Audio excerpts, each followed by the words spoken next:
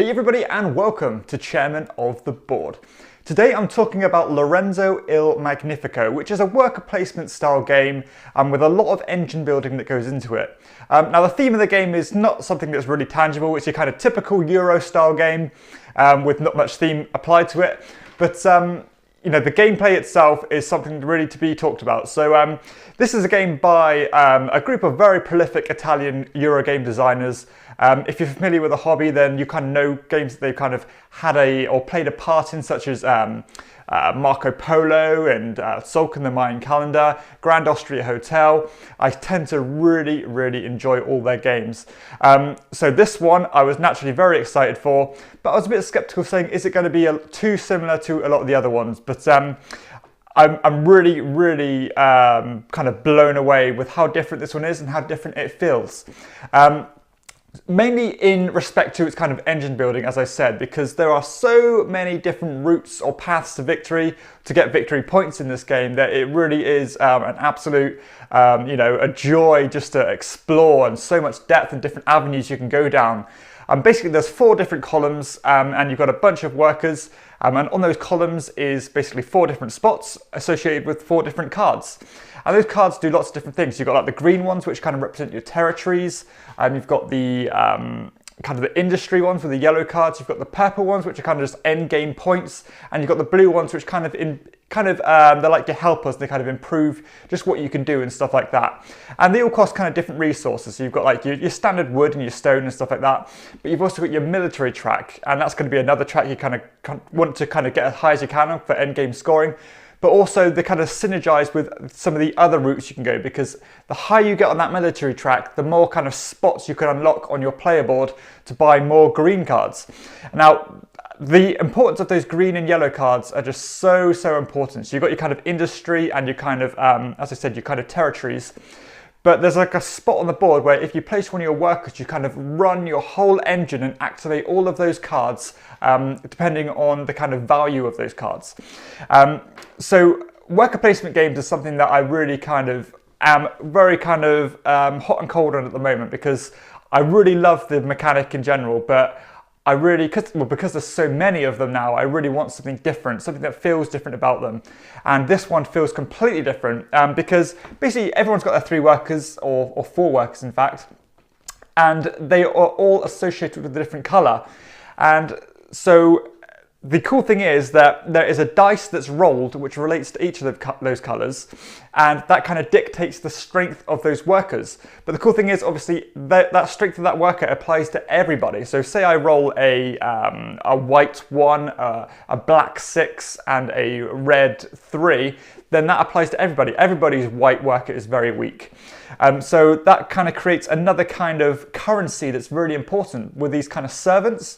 And those servants increase your pips or your dice or your workers by 1, making them stronger. But obviously you're going to have to commit more to getting those actions.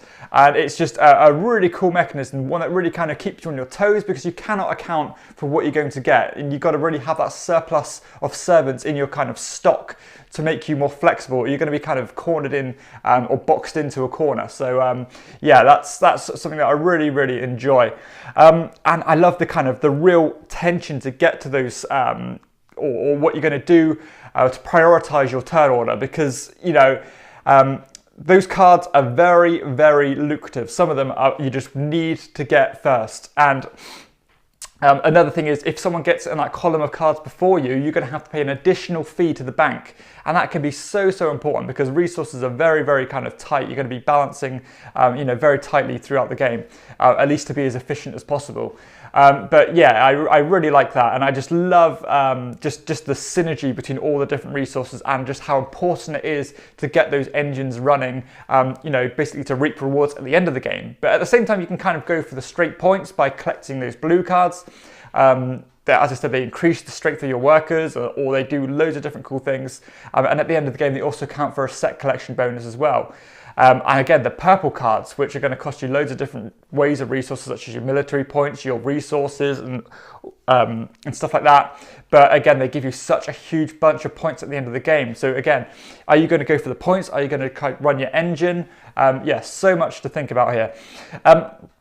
Another thing that's kind of these designers implement in a lot of those games is this kind of punishment track. And this one, it's like a religion track, where if you don't get up to a certain point in the track at certain points in the game, then you're going to suffer a pretty nasty kind of effect for the rest of the game. And in this game, Lorenzo, those negative effects seem to be particularly harder than in other games they've done, such as Grand Austria Hotel. I mean, that is something you really have to worry about in Grand Austria Hotel. But in this one, it can be absolutely crippling if you do not get up that religion track. And I just love that ongoing tension. And just, are you going to kind of just take it on the chin? Are you going to take that punishment on the chin and go for other routes, or are you, going to really kind of make sure you, pay your respects to the church? I really, really love it. Just so many different things to explore here, and just the way that the cards come out are going to change the way the game plays every time, because sometimes the really powerful cards are going to come out in the cheapest spots, and vice versa. So you're going to prioritize differently in each game, and that's going to kind of affect what you can and can't do. So the cards you're going to get every game are going to be different. But yeah, it's in terms of its gameplay, this is absolutely amazing. It just hits the complete sweet spot for me in terms of the decisions you have to make, because there is just such as I said, there's so many different things going on, and they all synergize with each other, and it's just an absolute feast for the senses. I love the strategy, the tactics, and just the decisions in general in this game. Phenomenal. Balance-wise as well, all those different routes to victory seem equally viable. I've had different players win in complete different ways, going complete different strategies, and that is something that I always looked for in games, just to keep it fresh and to stop the kind of stagnant routes to victory. In terms of the way or the time the game plays, it plays in a complete acceptable amount of time, probably about 90 minutes to play it, and the depth of game you get in that time frame is magnificent, really, really good, no complaints at all. It definitely doesn't outstay its welcome, and also that the tempo of the game as well is very, very cool, because it is a layered deck. So you've got your kind of era 1 cards, your era 2 cards, and your era 3 cards, and they do ramp up really nicely, and it kind of feels like you're getting something going, and each round really does up the ante, and that is something that really does, it kind of keeps it fresh, and as I said, it just keeps the game ticking along very, very nicely. And uptime as well is very good, because it is literally just place a worker and get your rewards, and there's not a lot of kind of maintenance or housekeeping. The only thing I would mention is between each of the rounds, you do wipe all the cards off the board and put new cards out, which takes a little bit of upkeep, but because the cards are so interesting,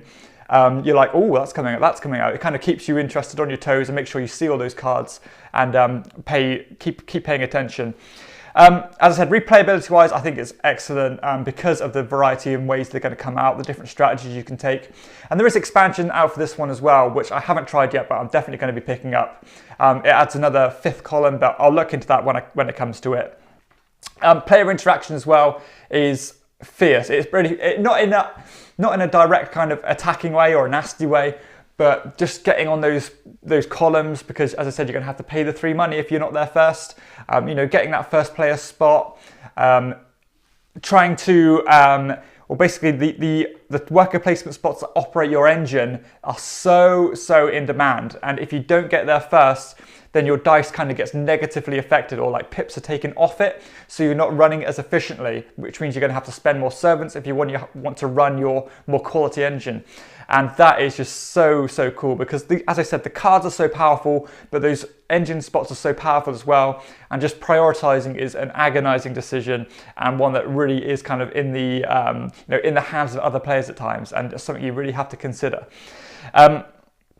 Component wise, no issues at all. I think the game looks really, really nice. It's Clemens Franz art, which I really like anyway. Nothing remarkable. I mean, the box itself looks very, very nice. But iconography and stuff like that is really crystal clear. No issues whatsoever. I like the way the game looks. I like as I said, the iconography is clear, and it's just very, very, it looks very nice. And that's it really. I mean, the game in itself is absolutely remarkable. I am blown away by it. Sulk and the Mayan Calendar is actually one of my favourite games of all time, currently top 3. And that was kind of my kind of staple, where I thought these game designs really can't top that game. And I think I like this one more, which by default puts it in my top 3. So that's of all time. So that's how much I think of this game. I think it is incredible. One of the best games I've ever played, if not the best game I've ever played. So, you know, look forward to my top 50 games of all time, which I do at the end of every year. This one could be the new #1. That's how much I like this game. An absolutely incredible Euro-style game. If you like your Euros, this is a must-have. If you like your engine builders, this is the most satisfying. Incredible. Just, I cannot praise this game enough. So that's my review of Lorenzo Il Magnifico. If you like the review, please hit like and subscribe to my channel, and check out my other videos too. For everyone else, I'll see you next time on Chairman of the Board. Bye.